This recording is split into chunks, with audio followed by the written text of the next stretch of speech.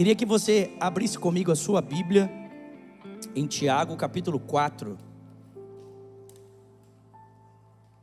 Eu quero conversar com você nesse dia sobre o tema estabilidade. Em Tiago capítulo 4, a partir do versículo 1. Tiago 4, versículo 1. Diz assim o texto: de onde vêm as guerras e contendas que há entre vocês? Não vem das paixões que guerreiam dentro de vocês? Vocês cobiçam coisas, mas não as têm. Matam e invejam, mas não conseguem obter o que desejam. Vocês vivem a lutar e a fazer guerras. Não têm porque não pedem, e quando pedem, não recebem, porque vocês pedem por motivos errados, para gastarem seus prazeres. Versículo 4: adúlteros, vocês não sabem que a amizade com o mundo é inimizade com Deus? Quem quer ser amigo do mundo faz-se inimigo de Deus. Ou vocês acham que é sem razão que a Escritura diz que o Espírito que Ele fez habitar em nós tem fortes ciúmes? Mas Ele nos concede graça ainda maior. Por isso diz a Escritura: Deus se opõe aos orgulhosos, mas concede graça aos humildes. Portanto, submetam-se a Deus, resistam ao diabo e ele fugirá de vocês. Aproximem-se de Deus e Ele se aproximará de vocês. Pecadores, limpem as mãos, e vocês que têm a mente dividida, purifiquem o coração. Entristeçam-se, lamentem-se e chorem. Troquem o riso por lamento e a alegria por tristeza. Humilhem-se diante do Senhor e Ele os exaltará. Senhor, essa é a Tua palavra nesse dia. Queremos ouvir a Tua voz. Pedimos que o Senhor fale conosco aqui através das Sagradas Escrituras. Pedimos que o Senhor nos dê olhos para ver, ouvidos para ouvir e um coração sensível para receber cada palavra que o Teu Espírito deseja falar ao nosso coração. Fala conosco aqui nesse dia. É o que nós te pedimos e te agradecemos, em o nome de Jesus. E quem crê diga amém. Eu quero ler esse mesmo texto, mas aqui numa outra versão. Quem aqui já leu a versão A Mensagem? Quem já leu a Bíblia A Mensagem? Eu quero ler esse mesmo texto de Tiago capítulo 4 para você, agora nessa versão, porque é uma versão muito simples e ajuda no nosso entendimento do texto. Se você tem ela disponível, você pode acompanhar comigo. Se você não tem, você pode ouvir enquanto eu faço a leitura, por favor. Diz assim: de onde vêm todas as guerras e conflitos que assolam o mundo? Vocês acham que eles acontecem sem razão? Raciocinem. As guerras acontecem porque vocês exigem: é do meu jeito ou nada feito. E para vocês terem o que vocês querem, vocês lutam com unhas e dentes. Vocês desejam o que não têm e são capazes de matar para consegui-lo. Invejam o que é dos outros e chegam até a apelar para a violência. Sei que vocês não têm coragem de pedir isso para Deus. É claro que não, vocês sabem que estariam pedindo o que não devem. Vocês são como crianças mimadas, cada uma querendo as coisas do seu jeito. Vocês estão tentando passar a perna em Deus. Se tudo o que vocês querem é benefício próprio e enganar os outros, acabarão como inimigos de Deus. E vocês acham que Deus não liga? Ele mesmo diz: eu tenho muitos ciúmes de quem eu amo. A verdade é que o amor de Deus é simplesmente incomparável. E Ele ainda acrescenta: eu condeno o coração orgulhoso, mas a minha graça abençoa o coração humilde. Então rendam-se à vontade de Deus. Ele quer trabalhar na vida de vocês. Digam não ao diabo e ele fugirá de imediato. Digam sim para Deus e Ele os atenderá na hora. Chega de se enlamear. Reconheçam: vocês estão no fundo do poço. Podem começar a chorar. Não dá para brincar com coisa séria. Ajoelhem-se diante do Senhor, e só assim vocês poderão se reerguer. Mas o reerguer é Deus quem o fará. Amém? Gente, todos nós buscamos por estabilidade. A verdade é que se nós moramos nesse país, é porque de alguma forma encontramos aqui um lugar mais estável do que o lugar de onde viemos para morarmos aqui, sim ou não? É claro que existe o propósito de Deus envolvido em tudo isso, mas a América oferece uma estrutura como nação que possibilita a gente viver aqui de forma mais tranquila do que vivia no lugar de onde viemos. E é verdade que esse anseio por estabilidade, esse anseio por segurança, ele está inato no ser humano por dois motivos. Primeiro, porque a gente nasce de um lugar seguro, né? Nós somos formados no ventre da nossa mãe, e se tem um lugar que nós somos acolhidos, alimentados e somos protegidos, é esse lugar, né? Muitas vezes a gente sabe que infelizmente muitas mães não tomam essa decisão, né? Mas a maior parte das mamães, quando tem um filho, elas protegem, cuidam e zelam por essa criança ali no seu ventre. Então esse desejo inato por estabilidade vem em primeira instância pela forma como somos formados, e em segundo lugar porque Deus nos criou para isso. Quando você lê Gênesis capítulo 1, você descobre que Deus criou o homem para viver num jardim, e nesse jardim Deus ofereceu para ele toda a condição necessária para que ele pudesse ter um relacionamento com Deus e também cumprir o propósito para o qual Deus o criou. Então nós ansiamos por estabilidade por essa razão, porque Deus nos criou para isso. E porque quando somos formados no ventre da mãe, encontramos já ao nascer esse lugar de estabilidade. E não tem problema nenhum a gente desejar isso, não tem problema nenhum a gente querer estabilidade. A questão é como eu e você vamos construir esse ambiente de estabilidade. E o Tiago está dizendo aqui para a gente nesse texto que tem duas formas de nós construirmos um ambiente de estabilidade da nossa vida. A primeira é através do nosso orgulho, da nossa autonomia, da nossa força. E a segunda é através da humildade, é da obediência a Deus, é da dependência de Deus.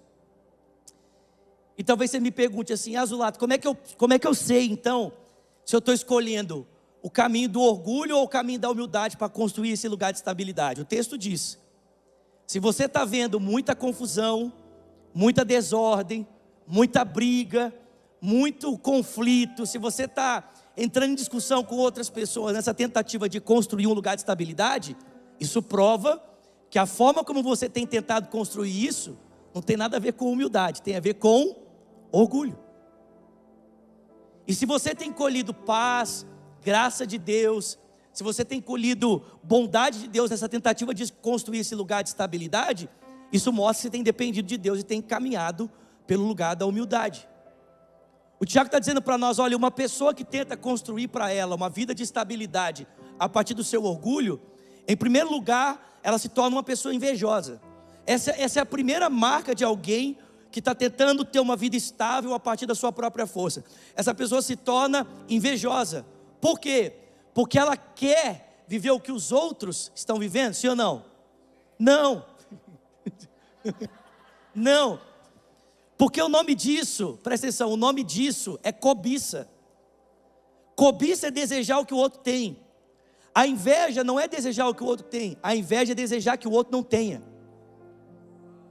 O invejoso não se satisfaz em ter o que o outro tem. O invejoso quer ver a destruição do outro. O prazer dele é quando ele vê o outro perdendo. É quando ele vê o outro sendo destruído. É quando ele vê o outro, né, a ponto de conquistar alguma coisa, de repente essa pessoa perde. Essa é a alegria do invejoso. Então uma pessoa que tenta construir uma vida de estabilidade, né, de segurança, nos parâmetros do orgulho, ela se torna uma pessoa invejosa. Ela não consegue celebrar a conquista do outro, ela não consegue se alegrar com as vitórias da outra pessoa. Por quê? Porque a forma dela se satisfazer é na sua perda. Alguém conhece alguém assim? Alguém que a pessoa, o prazer dela, a pessoa abre a boca e o veneno até escorre, né? Escorre assim. Aqui em Miami não tem não, amém, gente? Isso acontece só lá na China, amém? Não tem ninguém da China nos assistindo, só Brasil, Estados Unidos, Alemanha, França, Espanha, Peru, Portugal, Itália e Moçambique, amém? Então só lá na China que tem gente assim. Gente invejosa. Gente que tem alegria em ver o outro fracassar. O Tiago também diz que uma outra consequência de alguém que está tentando construir a sua vida nesse parâmetro da estabilidade é discussão por causa da imposição.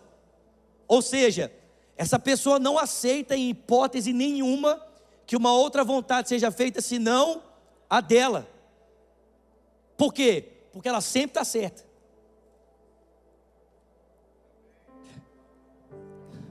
Alguém sabe o que eu estou falando aqui? É. A pessoa está sempre certa. Então ela não aceita em hipótese nenhuma ser questionada. Ela não aceita em hipótese nenhuma ser confrontada. Ela não aceita em hipótese nenhuma que a sua decisão seja de alguma forma colocada de lado. Não. Se a decisão dela não for aceita, meu filho, ela está disposta a qualquer coisa para fazer o negócio acontecer daquele jeito. Quem sabe o que eu estou falando aqui? É igual a criança birrenta. Já viu criança birrenta? Você entra no supermercado com a criança birrenta, ela fala assim: pai, eu quero. Aí você fala assim: filho, papai não vai comprar. Acabou, irmão.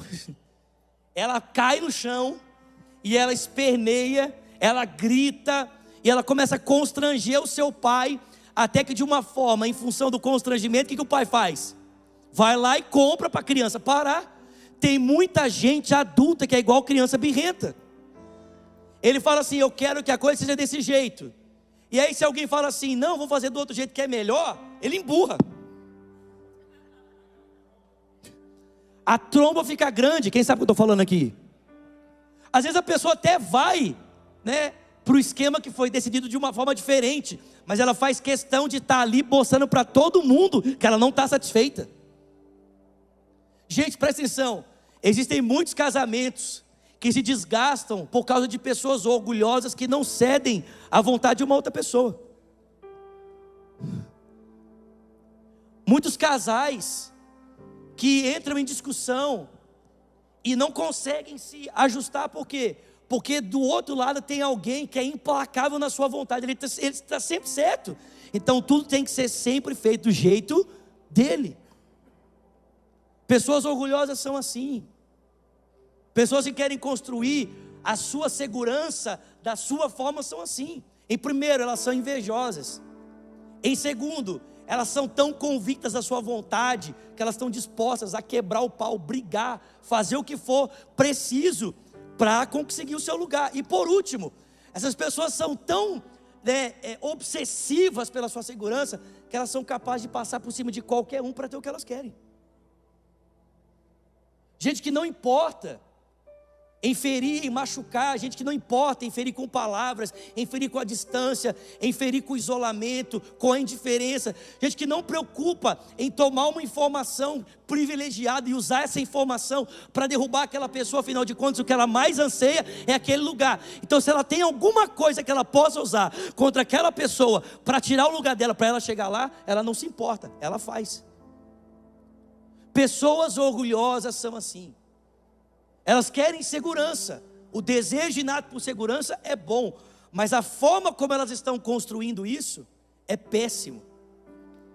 E o texto bíblico diz que o sentimento que Deus tem por essas pessoas, sabe qual que é? Um sentimento de ciúme. Porque essas pessoas, na sua busca pela construção da estabilidade, se assemelham às pessoas que não têm Deus, ao invés de parecer alguém que tem Deus na vida e resolve depender dele. Aí Deus fica com ciúme, porque no entendimento do texto, parece que essas pessoas amam tanto o jeito do mundo, que elas preferem compactuar com o jeito do mundo, do que preferirem se sujeitar a Deus. É como se o texto estivesse dizendo assim, que Deus tem ciúme do mundo. Por quê? Porque ao invés de você caminhar para perto dele, você prefere caminhar para perto do mundo. Mas é óbvio que Deus não tem ciúme do mundo, amém, gente? Mas o zelo de Deus é como se fosse um ciúme por você, amém? Vocês estão comigo aqui, gente? O zelo de Deus é como se fosse um ciúme por você. Eu tenho uma história que eu acho que vai ajudar você a entender o que eu estou falando, né? Imagina um casal que se conheceram na época da universidade, estudaram juntos, se conheceram na faculdade, e tem 10 anos de casado. Eles casaram logo após se formar, e aí tem 10 anos de casado. Então, ou seja, passou a ser mais ou menos uns 14 anos. E aí 14 anos depois, a galera da faculdade resolve fazer um grupo no WhatsApp, se encontrar, para todo mundo se ver como é que estão as coisas, quem teve filho, quem casou, quem não casou, quem está enrolado ainda. E aí resolvem marcar um lugar e um dia, e vai todo mundo para lá. E aí eles chegam na festa, 10 anos de casado, a vida está maravilhosa. Só que quando eles chegam, o marido encontra aquela amiga da época da faculdade. Quem sabe o que eu estou falando aqui? Sabe aquela amiga aquela amiga. E aí quando o marido vê a amiga, nossa, ele, fulana! E dá um abraço e tal. E a esposa fica olhando assim, nossa, que alegria, hein? Poxa, muita alegria, olha que empolgação, né? Mas ela resolve não falar nada, né? Vai que foi um descuido e tal.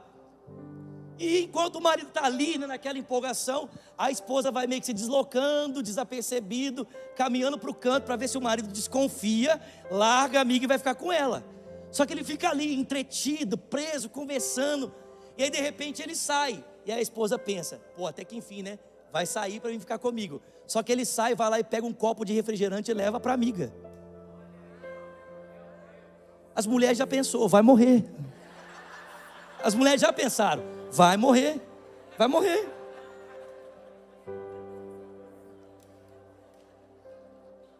Aí ele sai de novo, mas para pegar um prato de salgadinho para a amiga. E ele fica ali a festa inteira entretido. E a esposa, percebendo que ele não vai desconfiar, sai para conversar com outras pessoas e tal. Acaba a festa, ele vem na direção dela. Ai, amor, foi um tempo maravilhoso, né? Não foi? E ela olha para ele, foi maravilhoso. Aí eles vão caminhando para o carro, de mão dada, um do lado do outro, mas a esposa está em silêncio. E aí ele já percebeu, o marido percebeu, que ele não fez uma coisa muito boa, né? E quando eles entram no carro, assim, só para ter certeza, ele resolve fazer aquela pergunta que todo marido faz. Qual que é a pergunta? Tá tudo bem?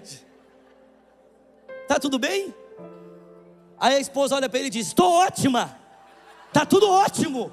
Tá tudo maravilhoso, né? E aí ele já sacou que ele chutou a canela, né? Mas é uma sexta-feira à noite, né? Estão voltando para casa. E o marido tem intenções devocionais para com a esposa. Os irmãos entenderam? Ele quer orar em línguas. E é quando eles chegam na porta da casa ou do apartamento, ele vai dar um abraço nela. Ela fala assim para ele, tira a mão de mim. Não me encosta. Por que ela está fazendo isso, gente? Porque ela está com ciúmes. Só que preste atenção. Não necessariamente esse é um ciúme relacionado a uma outra pessoa. Mas é um ciúme relacionado a uma atenção e a um zelo que deveria ser dado a ela e foi dado para alguém.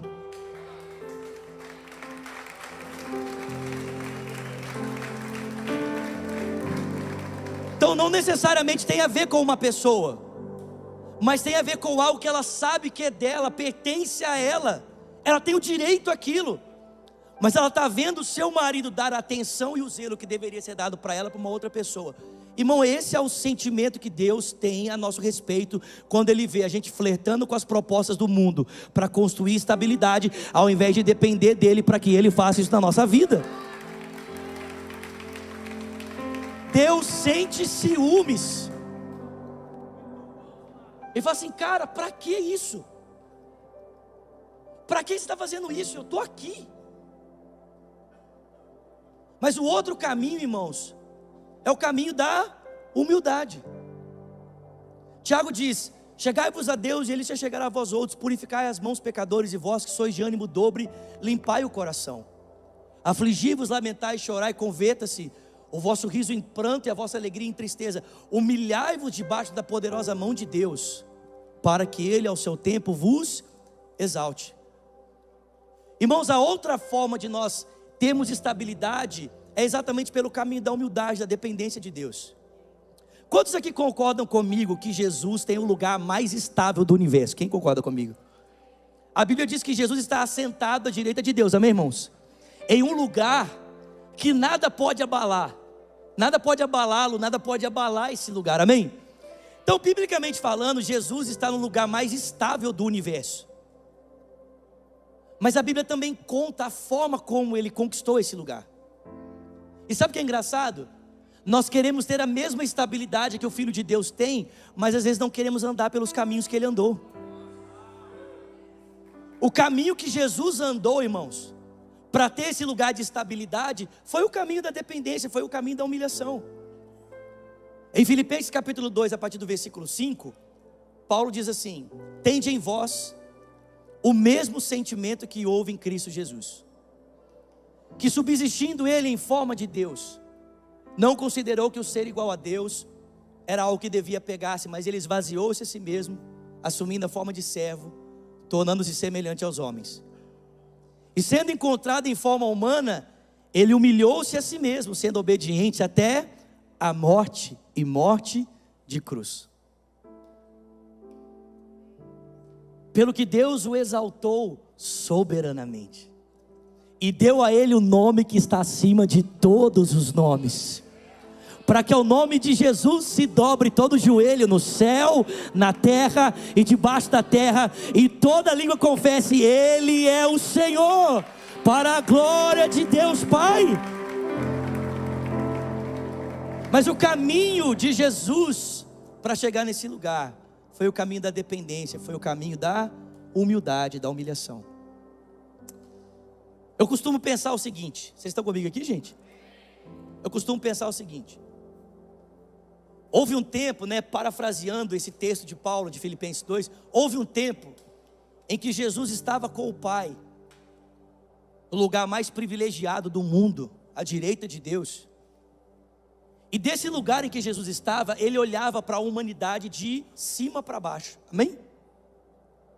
Então Jesus estava à direita do Pai, acima nos céus, e desse lugar ele observava os seres humanos, de cima para baixo, amém? Como alguém que tem uma visão panorâmica, amém, gente? Só que a Bíblia diz que, sendo ele como Deus, não considerou que o ser igual a Deus era algo que devia pegar-se, mas ele se esvaziou, assumindo a forma de um servo, se tornando semelhante aos homens. Ou seja, Jesus olhava para cada um de nós numa visão panorâmica de cima para baixo, mas houve um tempo que ele parou de nos olhar de cima para baixo e ele decidiu nos olhar olho no olho. Ele desceu da sua glória e ele caminhou entre nós para olhar a gente olho no olho, se tornar um ser humano igual a mim, igual a você, e olhar para cada um de nós olho no olho, olhar para cada ser humano olho no olho. Gente, se fazer tão comum, Jesus era um ser humano tão comum, que as pessoas não acreditavam quem ele era, quem ele dizia que era, de tão comum que ele era. Só que a Bíblia diz que, encontrado em forma humana, ele humilhou-se a si mesmo e foi obediente até a morte de cruz. Então Jesus não apenas desceu da glória para nos olhar olho no olho, como ele fez mais, ele desceu mais, e ele decidiu se ajoelhar para nos olhar de baixo para cima. Ele não apenas ficou satisfeito, se satisfez em nos olhar nos olhos, mas ele decidiu se humilhar ainda mais e olhar para a gente de baixo para cima. Em João capítulo 13, a Bíblia conta uma das histórias mais bonitas do Evangelho. Era dia de Páscoa, e como toda festa, um jantar era preparado. Só que na entrada para esse lugar onde havia um jantar preparado, a Bíblia diz que estava ali uma bacia e uma toalha. Era costume dos judeus, eles andavam de sandália. Quando alguém entrava num recinto, num local, os pés eram lavados para que essa pessoa se sentisse mais à vontade no ambiente. As mesas não eram altas como as nossas, elas eram baixas. Então, para que a pessoa não ficasse com o pé sujo junto à mesa, o pé era lavado na entrada. Mas normalmente quem fazia isso era um escravo contratado. Naquele dia, os discípulos foram passando e todos eles viram a mesma bacia, e todos viram a mesma toalha, mas todos passaram por ela e a ignoraram. A Bíblia diz que, sentados na mesa, Jesus se levantou, tirou a sua roupa,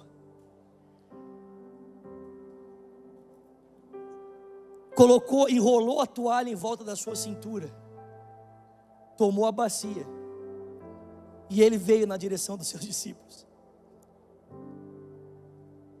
E a Bíblia diz que a primeira pessoa que ele se aproximou foi de Simão Pedro. E quando Simão Pedro olhou aquilo, ele falou assim: de jeito nenhum, o senhor não vai lavar os meus pés? Nunca. Que absurdo. Jesus falou para ele: Pedro, se eu não te lavar os pés, você não tem parte comigo.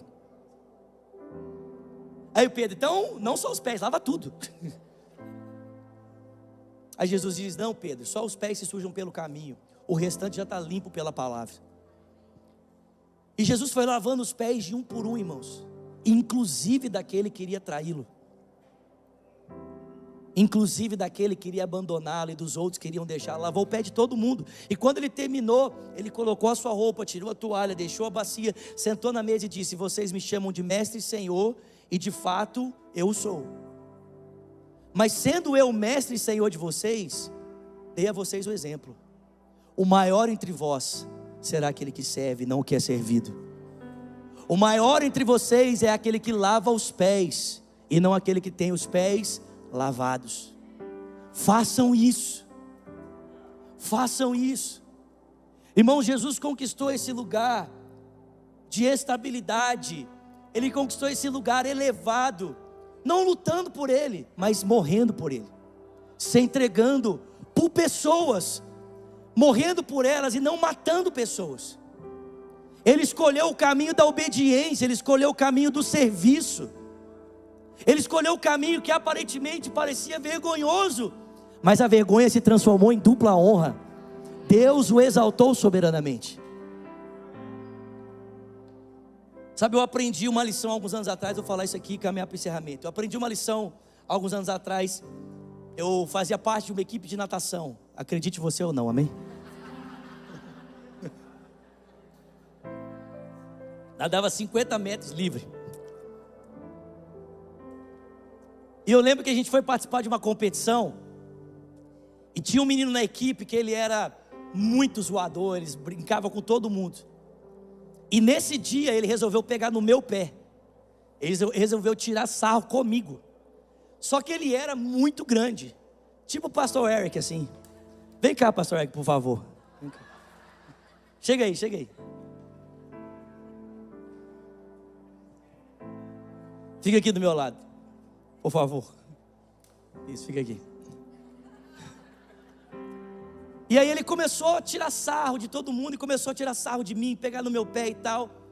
E a galera inflamando, né? Aí uma hora ele pegou e brincou, zoou a minha mãe. Meu filho, presta atenção, é isso. Aí não. Presta atenção, menino adolescente, você pode zoar o pai, você pode zoar ele, você pode zoar tudo. Zoou a mãe é morte, filho. Sim ou não? Meu sangue subiu.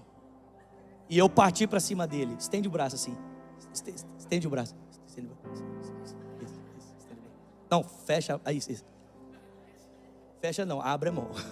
Open your hand. Isso. Eu parti para cima dele. Ele fez isso aqui, ó. E eu fiquei: vem aqui, eu vou te pegar. E ele segurando. E eu... Quando ele cansou... Thank you. Quando ele cansou, ele tirou o braço, e eu passei lotado, brum, e caí lá do outro lado. Mas você consegue entender que essa é a condição de muita gente aqui nesse dia? Você está lutando com Deus. Aí você repreende, você acha que é o diabo. É o diabo está impedindo. Não é o diabo não, é Deus mesmo. Porque Deus resiste aos soberbos.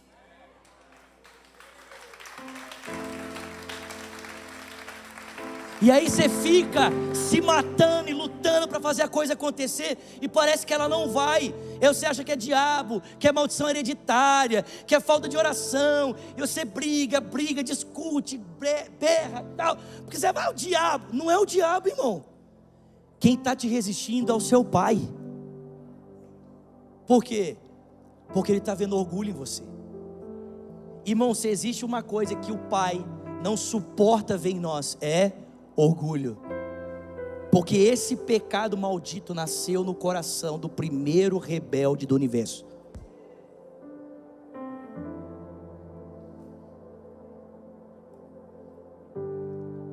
Irmãos, talvez a solução para o seu casamento, a solução para os seus conflitos com seu filho, talvez a solução para os seus conflitos no ambiente de trabalho, ou quem sabe aqui na igreja, seja a humildade. Ah, Zulata, eu não levo desaforo para casa. Leva sim, Jesus levou. Aliás, Ele levou para a cruz. Talvez o melhor caminho para você ganhar uma pessoa não seja tentando provar que você é melhor do que ela. Talvez seja mostrando para ela que você realmente é menor.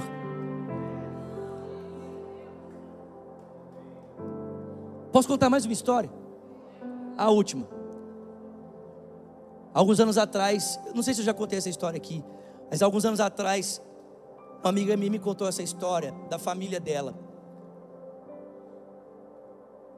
Eu poderia dizer que uma história parecida aconteceu na minha casa, mas é que essa história foi tão bonita assim que vale a pena compartilhar com você. Só para você entender o que aconteceu na minha casa, para eu contar a história.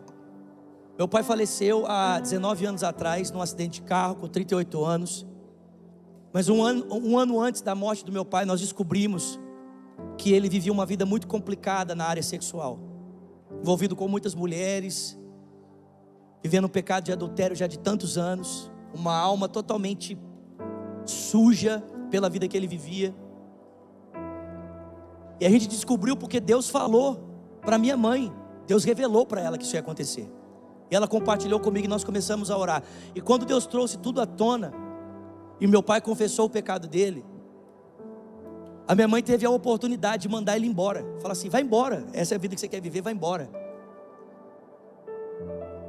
E ela falou para ele, falou, olha, se essa é a sua escolha, pode ir embora, vai viver a sua vida.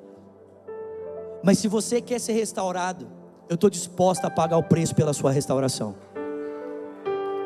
Presta atenção, eu levo essa frase no meu coração. A minha mãe disse para mim assim, Zulata, eu amei mais a alma do seu pai do que as coisas que ele fez. E aquela mulher pequenininha, menor que eu, minha mãe, começou a pagar um preço de oração. E naquele ano antes do meu pai falecer, a gente viu um homem transformado pelo poder de Deus, que estava disposto a abandonar o adultério.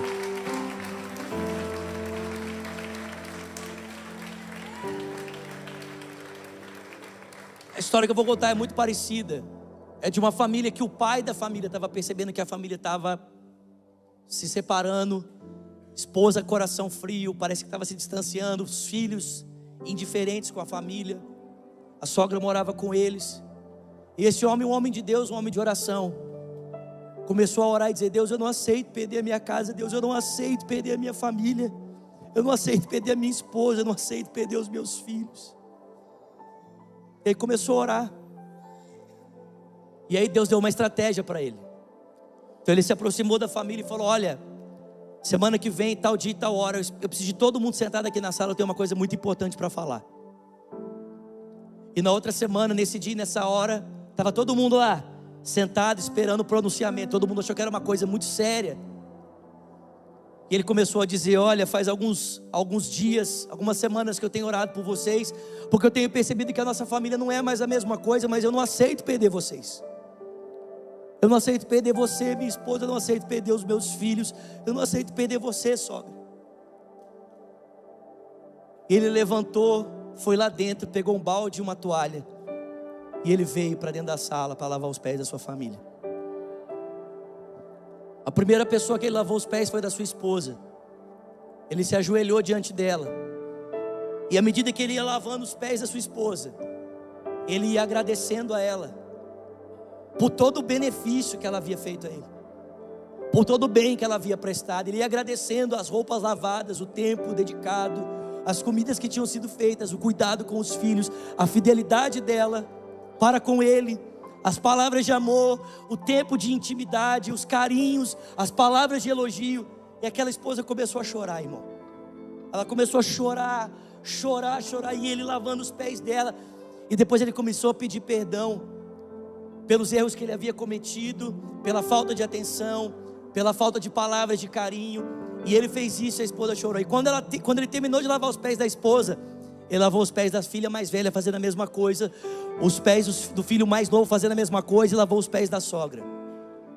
Quando ele terminou, eles estavam todos chorando. Ele pegou o balde e a toalha, ele ia saindo, a esposa levantou do sofá e disse, não, me dá esse balde e essa toalha que eu também preciso lavar os pés de vocês. A esposa levantou, pegou o balde, a toalha, e ela começou a lavar os pés do marido, fazendo a mesma coisa que ele havia feito.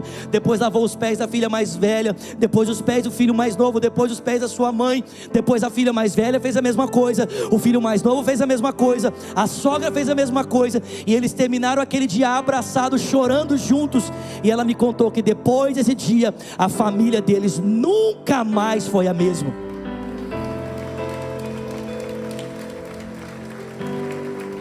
Sabe, às vezes o caminho da mudança não é o caminho da imposição, não é o caminho da guerra, não é o caminho de passar por cima dos outros. Às vezes o caminho da mudança é o caminho da humildade, o caminho da dependência de Deus. Chegai-vos a Deus, e Ele já chegará a vós outros.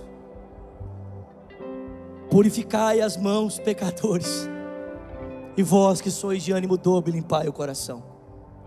Afligi-vos, lamentai e chorai, converta-se o vosso riso em pranto, a vossa alegria em tristeza. Humilhai-vos na presença de Deus, e Ele te exaltará.